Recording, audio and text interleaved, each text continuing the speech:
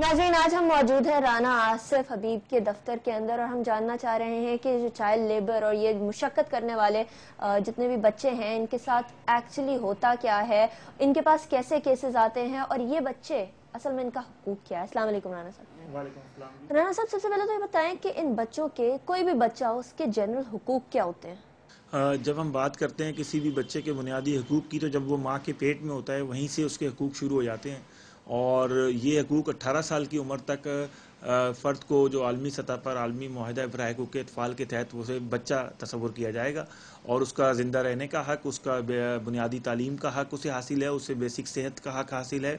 और ऐसे बच्चे जिनकी कोई ख़ानदान नहीं है, फैमिली नहीं है, उनको भी जो इस मुआहदे के आर्टिकल 20 के तहत उसको जो है हकूक़ हासिल है। अगर हम ठीक है राना साहब, हुकूक तो सारे हासिल हैं, लेकिन पाकिस्तान में हुकूक की पामाली बहुत आम है और इन बच्चों को भी हम देखें तो जगह जगह पे ये बच्चे काम कर रहे हैं, हर जगह इनके हुकूक की पामाली हो रही है। हजारों लाखों एनजीओ पाकिस्तान में होते हुए भी ऐसा क्यों हो रहा है? ये बहुत ही इंपॉर्टेंट आपका सवाल है, क्योंकि देखें हमारे पाकिस्तान में जो आबादी का 43% है 15 साल से कम उम्रों पर मुश्तमिल है और उसमें भी हम देखें कि 80 लाख से ज़्यादा बच्चे जो हैं पाकिस्तान के वो मुशक्कत करते हैं काम की जगहों पर डिफरेंट तरह पर, और इनमें वो बच्चे शामिल नहीं हैं जो कि एग्रीकल्चर में काम करते हैं या जो बच्चे जो हैं घरों में काम करते हैं एज आ डोमेस्टिक वर्कर के तौर पर।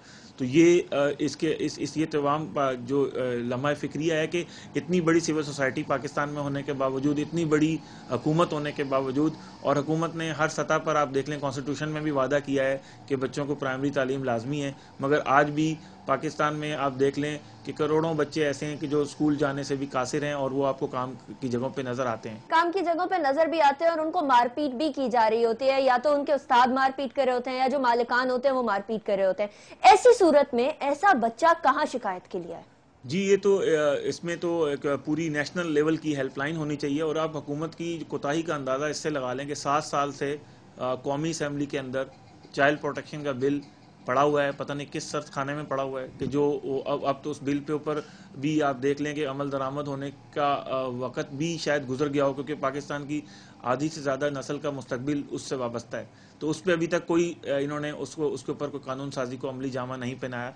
अगर आप देख लें कि रियासत में कोर्ट्स की सतह पर कि पाकिस्तान में बैंकिंग कोर्ट मौजूद हैं, पाकिस्तान में नैब की अदालतें हैं, पाकिस्तान में मनशियात की अदालतें, लेकिन चाइल्ड राइट्स जो बच्चे सबसे अहम होते हैं उनके लिए कोई अदालत इंसाफ नहीं है कि जहाँ जाके वो इंसाफ ले सकें। जो उनके लिए कानून आया था जुवेनाइल जस्टिस सिस्टम ऑर्डिनेंस 2000, उसमें भी कहा गया था कि अलहदा जज होंगे, वो जज बड़ों की मौजूदगी में बच्चों का केस नहीं चलाएंगे, लेकिन उस पर भी हमें अमल दरामद होता हुआ नजर नहीं आता। राना साहब, वायलेंस जो बच्चों पे किया जाता है, जो तशद्दुद जबर से काम कराया जाता है, इसको रोकथाम के लिए क्या किया जाता है और कितनी किस्म के ये होते हैं जबर मुशक्कत के लिए कराने के लिए? जी, मुशक्कत के दौरान जो तशद्दुद अगर हम देखें तो 3 तरह के तशद्दुद होते हैं। जो सबसे ख़तरनाक तशद्दुद है वो जिनसी तशद्दुद है, और उसके बाद अगर आप देख लें जो फिज़िकल वायलेंस है, जो कि उन्हें मारपीट चांटे लगाना, ये, और तीसरी किस्म का तशद्दुद जो है वो तशद्दुद है उसका नफ्सियाती तौर पर। जब बच्चे पे चीखा जाता है, चिल्लाया जाता है, तो वो बच्चा एक खौफ में मुब्तला हो जाता है कि जो उसकी शख्सियत को बिल्कुल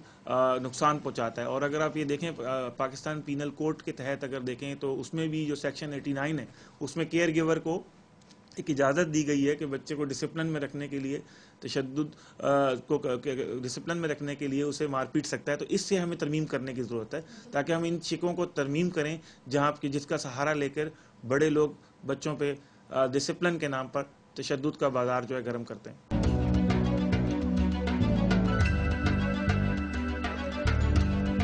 इस पूरे सफर में हमने काम करने वाले बच्चों को एक अजीब से दबाव में महसूस किया।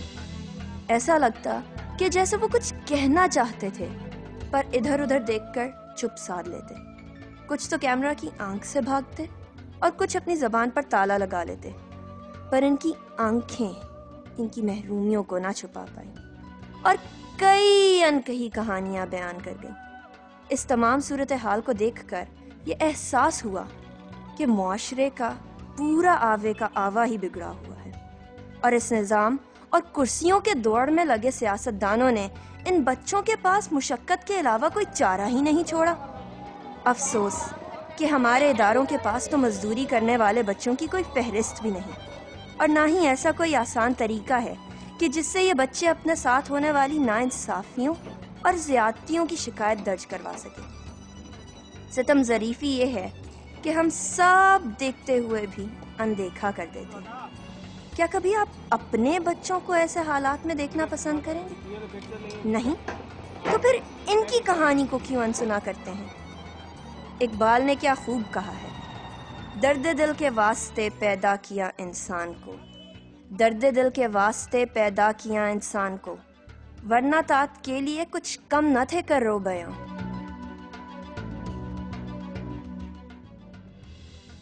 اس ڈوبتے ہوئے سورج کی طرح ان بچوں کی لاکھوں امیدیں بھی ڈوب جاتی ہیں۔ کسی کو مزدوری کے نام پہ تشدد کا نشانہ بنایا جاتا ہے تو کسی کو تو جان سے ہی مار دیا جاتا ہے۔ ناظرین، یہ کب تک چلتا رہے گا؟ یہ بچے تو ہماری قوم کے معمار ہیں، ان کے حقوق دینا تو ہمارا فرض ہے، پر کیا یہ فرسودہ قوانین اور ہمارے لوگوں کی سوچ یہ ہونے دے گی؟ اگر یہاں ہزاروں چراغ جل رہے ہیں تو لاکھوں تاریکی میں بھی گم ہیں۔ آج کے شو کے توسط سے اگر ہم کسی ایک شخص کی سوچ بھی بدل سکیں تو ہمارے لیے اسی کو جیت تصور کیا جائے گا۔ ہمیں فیڈ بیک دیجیے mkh@dawnnews.tv پہ، ہمارا فیس بک پیج جوائن کریے facebook.com/مسئلہ کیا ہے۔ مسئلہ کیا ہے کہ اگلے ہفتے کے پروگرام میں ایک نیا مسئلہ لے کے آپ کے سامنے پیش ہوں گے۔ انیکا نثار اور مسئلہ کیا ہے کی ٹیم کو اجازت دیجیے۔ اللہ حافظ۔